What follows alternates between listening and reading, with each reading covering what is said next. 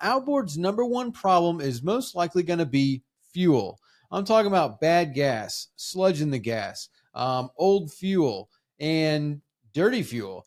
It's just such a hard thing anymore with ethanol and all the other products that we put into fuel these days to try and make it better and more reliable. It's just a problem for an outboard engine, especially when it's not like a car. In your car, you fill your car up with gas and then you run it for, a couple weeks until you got to fill up again. So you're always burning through that fuel. Whereas on your boat, I mean, some of these boats have 100 gallons, 200 gallons, 300 gallons of fuel on them.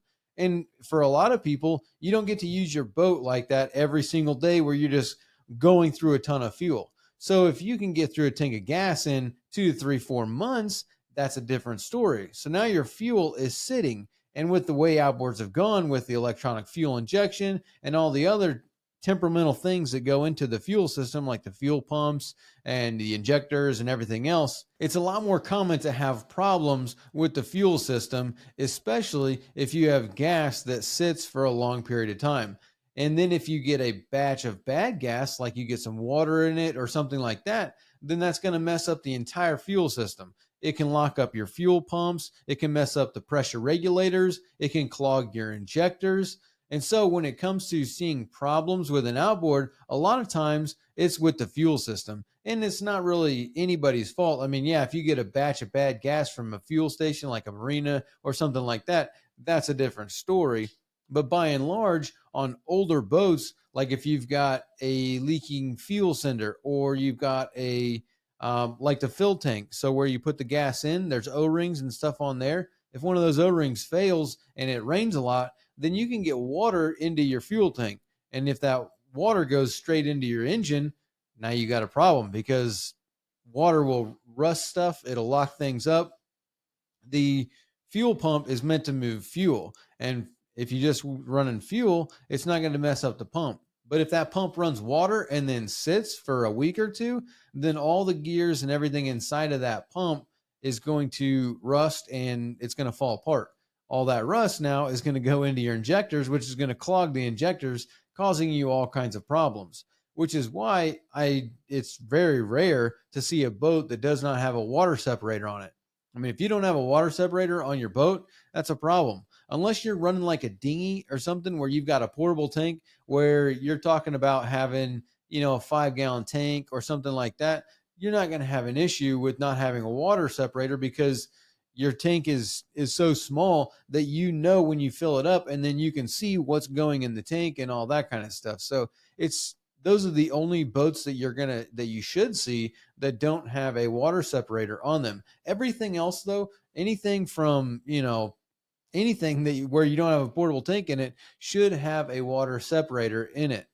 That way, if you do get any water into your fuel tank, which does happen because the boat's fuel tank is going to be vented to the outside. So it is vented to the outside atmosphere. And in the morning, you got condensation, you got fog, you got a lot of moisture in the air.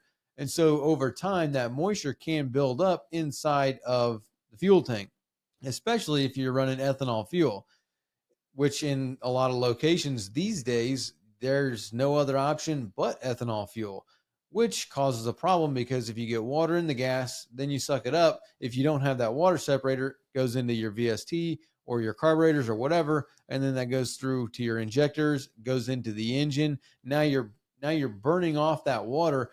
You'll be able to burn a little bit of water off, but if it gets too much, then it can cause catastrophic issues.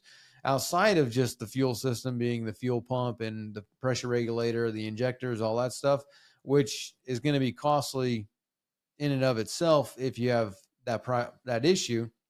So that's why I say that the number one issue is going to be fuel when it comes to an outboard engine. The dirty gas is the same thing. If you got a bunch of dirt in there and you're not running a water separator and you're not changing your fuel filters on a regular, then that dirt is going in there. It's going to go through your fuel pump, which is going to mess up the fuel pump. It's going to go through your injectors, which is going to mess up your injectors, and it'll go into the combustion chamber, which will cause problems there as well. So making sure you have good, clean fuel can be a good way for you to avoid having an issue with your fuel system, and especially if you change your water separators on the regular. once, twice a year, or you can even check them.